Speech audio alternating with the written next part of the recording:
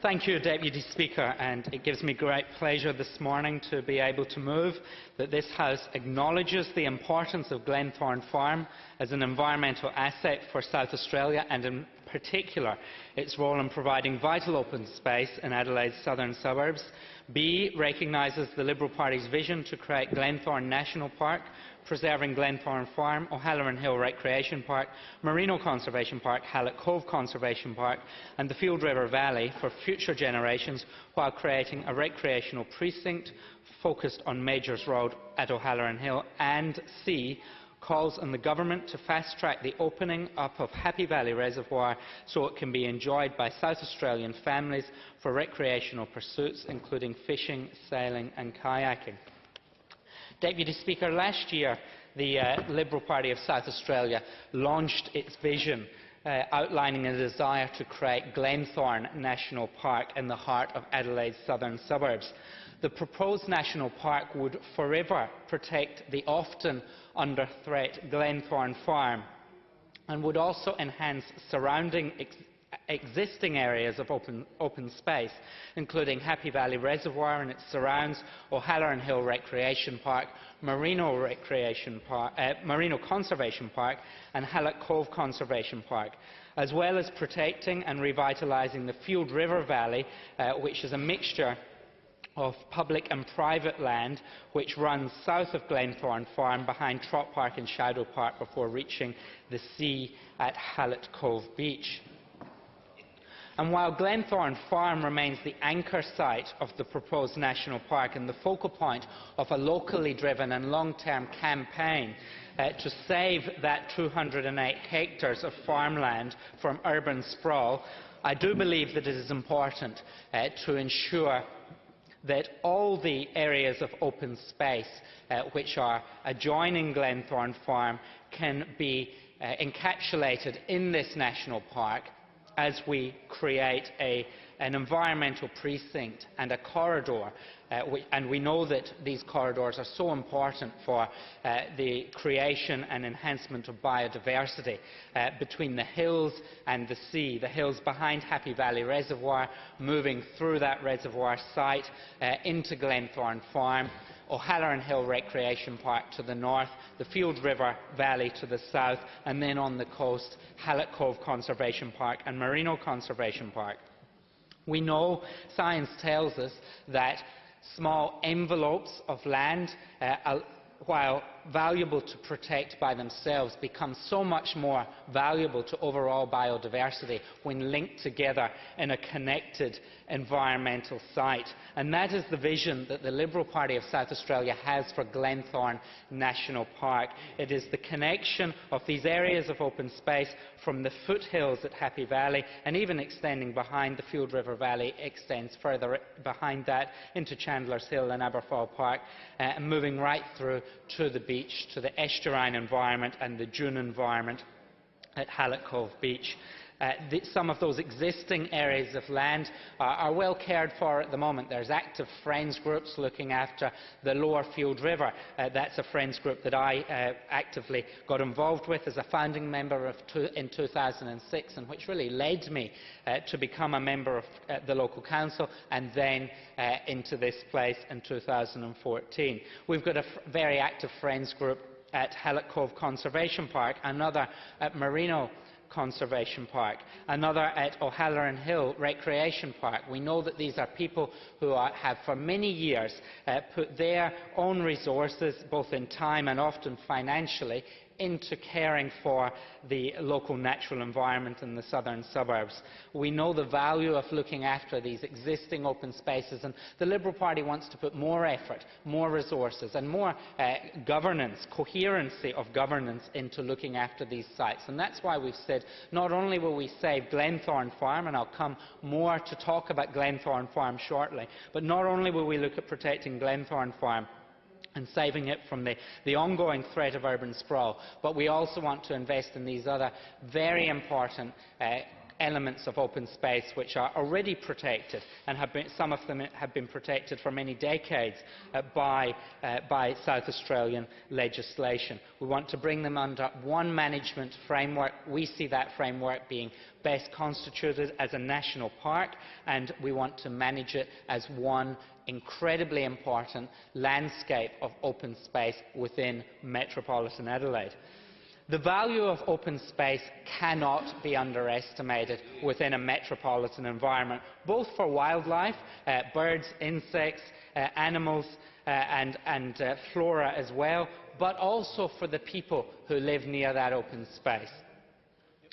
We are privileged in Adelaide to have lots of open space within our metropolitan environment, but that open space often isn't invested in, it often isn't looked after as much as it could be.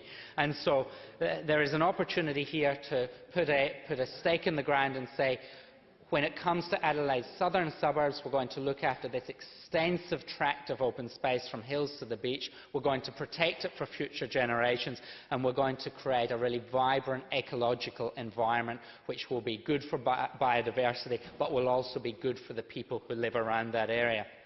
I'm sure people will come from further afield to enjoy it, but in particular those suburbs that immediately surround it are so important to connect with nature and ensure that they don't just become part of urban sprawl, but the people living there, young and old, can have areas of open public space in which to enjoy recreational activities and be able to connect with nature, connect with their ecology within the urban environment.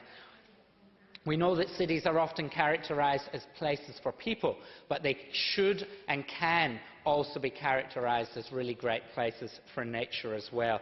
And I have a vision, and a vision which the Liberal Party shares, that Glenthorne National Park can really be not just a national leader, but perhaps a world leader in what a great national park can look like within the metropolitan environment.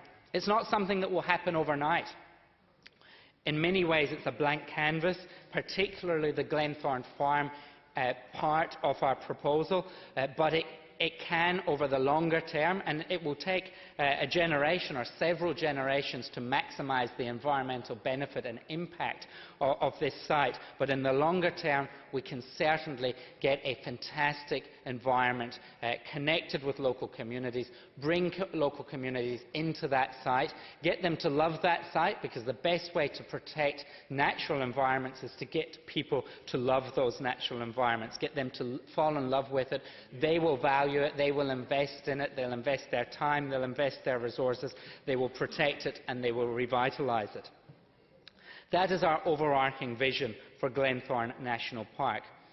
It's worth dwelling for a moment on Glenthorne Farm itself, 208 hectares of open space, farmland, with quite a checkered history.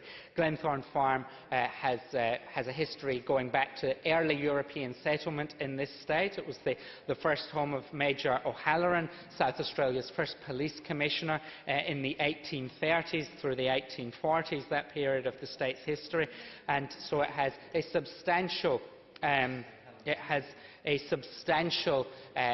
historical significance to South Australia as well, and some significant heritage buildings on site as well. Heritage buildings that could have significant adaptive value in the future. Sadly, they are falling to rack and ruin, or at least some of them are at the moment. But there is opportunity to look after those, to revitalise them, and have that farm homestead, or what remains of it, as an anchor point within our plan for the national park. Glenthorne Farm, as I mentioned, it had a checkered history. The land itself ended up being used by the CSIRO for several years, and several decades, and then in the early 2000s was transferred to the University of Adelaide, who have had stewardship of that land ever since. Now, the University of Adelaide were given that land by a previous Liberal government. There was a transfer of funds which enabled the land to be purchased by the CSIRO, and a very significant deed was placed over that land, which unfortunately the University of Adelaide have really struggled to be able able to fulfil. I think it's the case of someone being given a gift that perhaps they didn't really want, and they didn't have a series of plans that went alongside that gift, and so they were left holding a baby, and I don't think they really wanted to become parents. They haven't embraced a really strong vision for the land. They've had it rented out ever since. As I said, they have let heritage buildings go to waste and have not at all done what is necessary to maximise the value of the Glenthorne farm site. And that's something that I know the local community is disappointed about, and I think the wider environmentalist movement in South Australia is also disappointed about. The University of Adelaide's inability to articulate and execute a vision which was in line with the deed for that site. We know that the university has canvassed on a number of occasions, selling off portions of that land. I know the Labour government in the past have opposed that and have stopped that from happening, with a significant groundswell of angst and campaigning from the immediate community, and also a community of stakeholders from further afield across the state as well. But that site remains, while it is vested within the University of Adelaide, with the current lack of plans for that site, it remains that threat. It's a blank canvas for the environment, but it could also be a blank canvas for development as well. It would be land that would be easy to develop, and I know that developers drive past that land, they look at that land, no doubt they use Google Maps to measure up that land and think with an element of salivating mouths that they could actually exploit that land for significant development opportunities. Now, the Liberal Party has said we do not want that happening to that land. We do not want to see development on that land. It must be preserved. It is open space. Open space is something that is rare to find to that extent in a metropolitan environment, and of course we know that once open space is lost to development, open space is lost forever.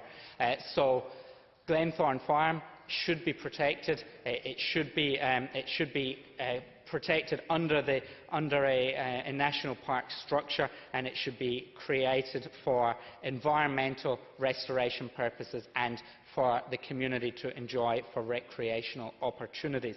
I want to pay tribute to the Friends of Glenthorne. I've mentioned other Friends groups this morning, but to pay tribute in particular to the Friends of Glenthorne, who have access to that property only once per month and have done a significant amount to restore elements of that area's environment. But also, more than that, they have been the figureheads of driving forward the protection of that site, and have really fought time and time again to protect it. The people I want to pay particular tribute to include Alan Burns, who has been heavily involved in that group, Dr. Pam Smith, Pete Smitherman over the years, Martin Schumacher, and many other members of that group who have toiled away for quite some time. I want to pay tribute to the member from Mitchell, my colleague, who much of that site falls into his land, the area of South Australia he has stewardship of in this place, and he has worked very closely with me as the local representative for that area as we've worked together to articulate that vision. I also want to look just very briefly on the third part of my motion, which calls on the government to fast-track the opening up of Happy Valley Reservoir for recreational opportunities. This has been something that the Liberal Party has been keen to see, not just at Happy Valley, but has supported the opening up of a number of our reservoirs across the state. It happens interstate, it happens overseas. We know that the science tells us that passive recreation certainly does not impact on water security. Of course, we know that much of our water in metropolitan Adelaide is sourced from the River Murray, not exactly the cleanest source of water, but obviously through modern purification techniques is lifted to drinking water quality and beyond, and there is absolutely no indication that recreation on reservoirs impacts water quality. In fact, having people involved in activity around reservoirs creates a system of passive surveillance, which in turn creates